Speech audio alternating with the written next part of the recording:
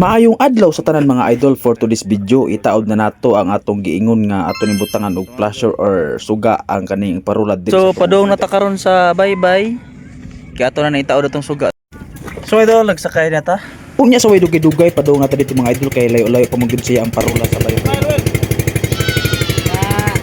Unya naabot ta dito mga idol sa parula. Kita na nato ang parula mura siya gabok, so hinihinitag sa kaliman ang taan ni mga idol kay gitrabaho din basig gabok ni siya. So mga idol kaloy sa Ginoo nakasaka na gyud ta. So atong kita-naw kay basig no matumba or maligas ta ni mga idol, delikado kayo kay taud-taud na gyud ni siya nga. Mga idol ato na nagibutangan diha.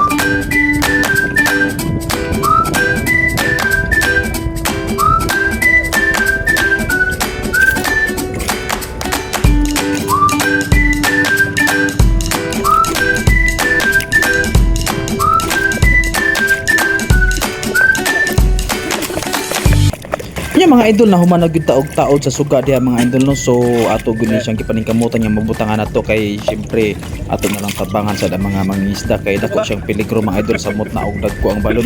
So mga idol shout out day ko sa mga mangingisda diha sa Barangay Pook mga idol. Nanay suga mga idol, tanaw nato ni kagabi.